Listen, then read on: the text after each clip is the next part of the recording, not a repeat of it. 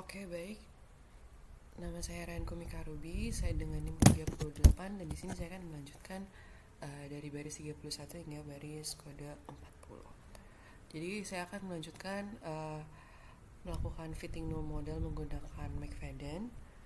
Yang kedua, untuk yang pseudo R square-nya, jadi tulis dulu PSGL dari library PSGL, lalu pakai untuk PR2 full titik mod kurung McFadden. Oke, lalu ini ditutup.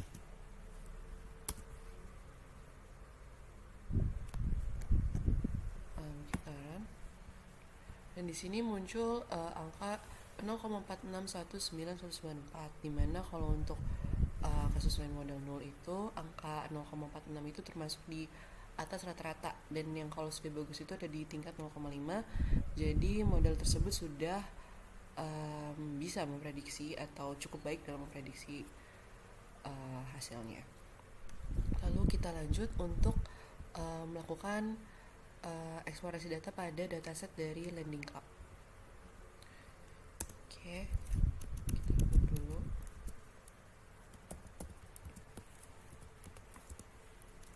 Kita simpan datasetnya dalam variabel loan bernama loan, pakai fungsi read_csv. Lalu tadi saya sudah copy paste. Ini garis miringnya dirubah dulu ke kiri.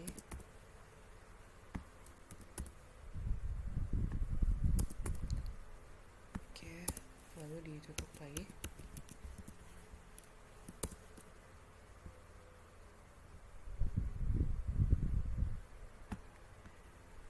Sini.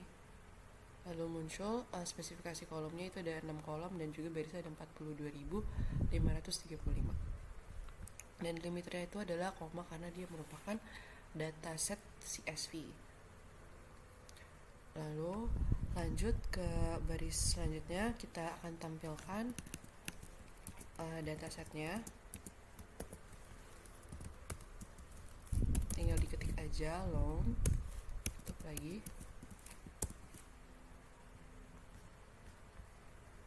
Dan ini di run dan muncul ini datasetnya ada kolom good, purpose, Vico, DTI, loan AMNT, income, hingga lanjut ke baris-baris selanjutnya. Ada sekitar 100 halaman dan satu halaman itu ada 10 baris. Jadi ada lumayan banyak barisnya. Lalu kita lanjut ke kode selanjutnya, dan di sini baris datasetnya masih banyak yang NA ya, banyak nilai-nilai yang masih kosong. Jadi akan dilakukan eksplorasi data terlebih dahulu. Oke, lanjut kita buat summary-nya atau rangkuman untuk menampilkan sari numerik dari dataset tersebut memakai fungsi summary, fungsi bawaan. Di sini ya M-nya 2. Lalu di run. Dan di sini semuanya langsung ditampilkan. Dari setiap kolom itu ada length-nya atau panjang datanya, ada purpose, ada panjang datanya juga. Kalau misalnya karakter dia nggak ada min, median, max-nya kayak yang Vico, DTI, loan AMNT, dan income karena dia merupakan tipe dataset karakter. Tapi kalau yang Vico, DTI, dan loan AMNT, dan income ini semuanya ada min, median, kuartil, min, max, dan juga ada nilai NA-nya juga ada yang di income-nya. Jadi ada yang nilai kosongnya dan di income. Tapi kalau yang di Vico, DTI, loan AMNT ini nggak ada nilai NA-nya. Tapi bisa dilihat di sini ada semuanya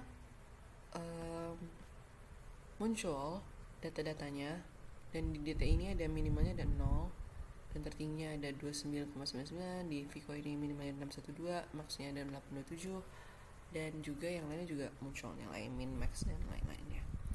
Lalu lanjut ke blok kode yang selanjutnya.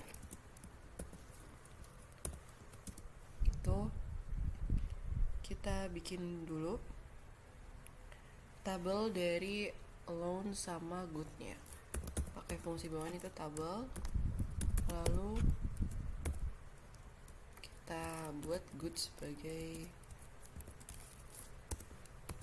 variabel faktornya atau variabel responsnya dari dataset loan. Oke, muncul outputnya 6371 dan good-nya itu 3614. Oke, lanjut ke blok kode selanjutnya.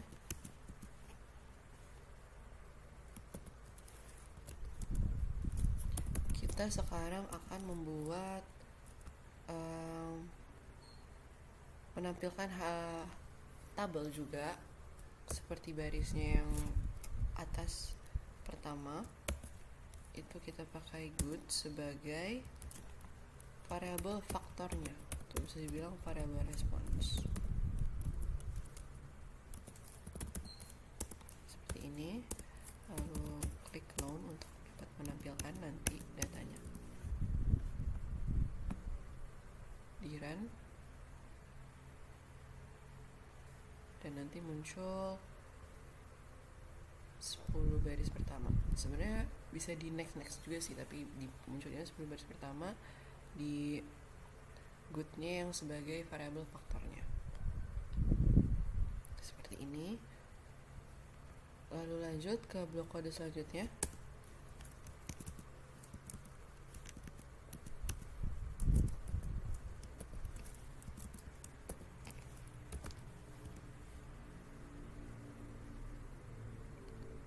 Ini kita akan membagi dua data menjadi data train dan juga data test. Data train itu untuk melatih datanya, melatih modelnya, lalu untuk tes itu untuk menguji dari modelnya. Pertama-tama kita ketik dulu set sheet. Ini di sini buat untuk melakukan atau membuat sampel acak 5851 seperti ini. Lalu di dalam variabel sampel yang baru kita bikin, kita buat sampelnya dari dataset long, lalu floor,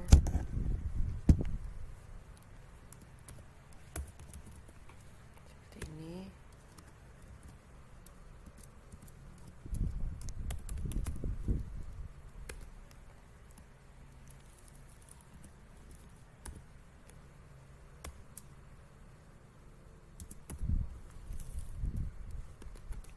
Jangan lupa ditutup tanda kurungnya.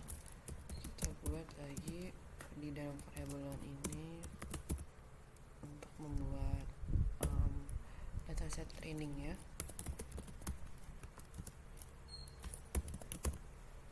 Dan ini untuk membuat data ujinya dari dataset loan. Lalu bisa di run.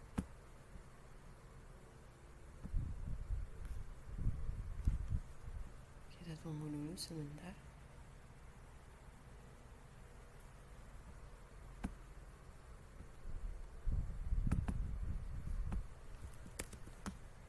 Oke.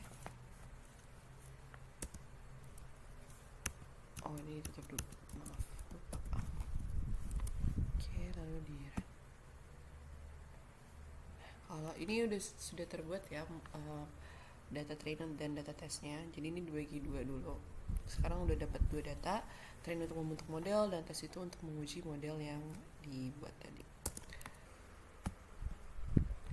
Oke, sekarang saya akan membuat variabel logit, dimana kita akan membuat model yang memuat model regresi logistik. Pokoknya pakai fungsi logit untuk memuat model regresi logistik. Oke, pakai fungsi glm, good sebagai variabel responsnya, dan Vico juga DTI AMNT ini, dan purpose-nya sebagai variabel yang memberikan pengaruh terhadap variabel good. Kita menggunakan data dari train tadi yang sudah dibagi dua tadi. Juga family di sini artinya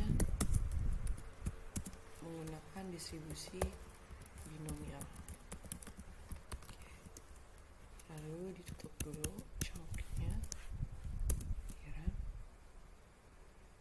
ada yang kebalik kayaknya.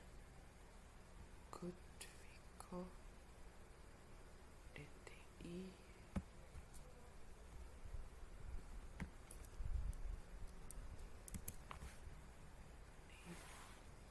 purpose. Oke. Kalau sudah tidak ada outputnya seperti ini, berarti dia sudah terbuat modelnya. Lalu sekarang kita lanjut akan membuat confusion matrix untuk menilai apakah model yang kita buat ini bagus atau tidak.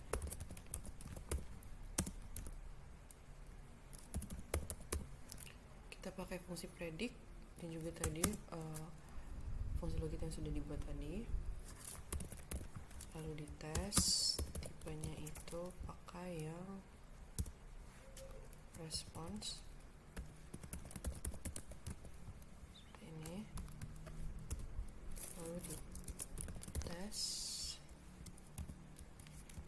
goodnya yang variabel ini dipredik. Bikin dulu persyaratan if else-nya.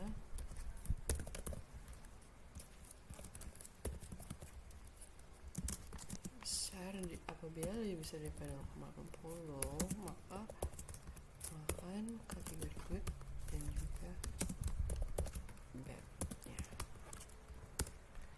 Lalu di kontes lagi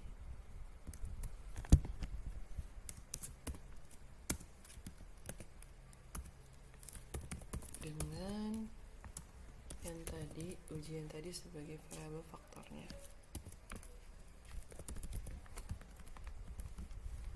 Oke. Lalu dibuat configuration matrix-nya. Mat menggunakan tadi dari library caret. Lalu dipanggil dulu confusion matrix, terus masukkan uji-ujinya yang tadi. Good bread, test good, positif. Yang jadi di sini positifnya itu adalah good, yang kolom good. Oke, kalau udah ditutup dulu.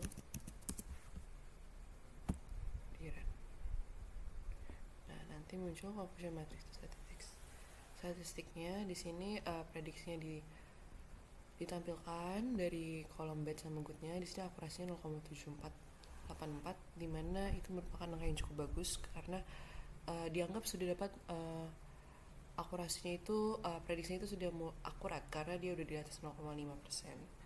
0,5 atau 50% gitu.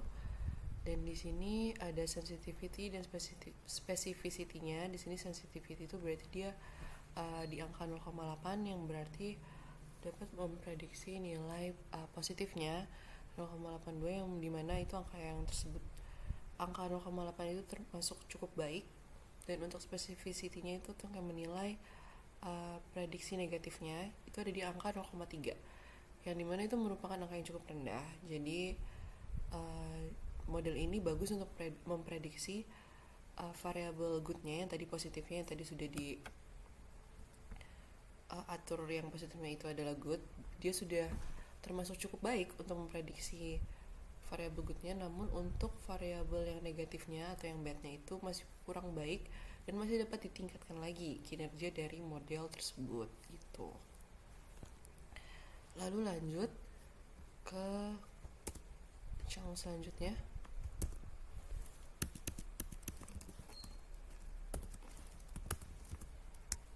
Oke, kita pakai dari library Broom menggunakan fungsi tidy. Di sini kita mau membuang kolom-kolom yang tidak dibutuhkan dan memasukkan hasil prediksinya ke dalam tabel. Oke, lalu tutup dulu. Nah, di sini estimasinya atau prediksinya itu dan p-value, konfigurasi dari low dan konfigurasi confident-nya dari low dan confident dari high-nya itu ditampilkan gitu. Ini termnya atau istilah-istilah yang dari matriks konfusi tadi. Ini kelasnya yang good, estimasinya ditampilkan di sini, nilai confident-nya ditampilkan di sini, dan p-value-nya juga ditampilkan yang ada seperti ini. Sekian presentasi dari kelompok 10. Mohon maaf apabila kami ada salah. Terima kasih.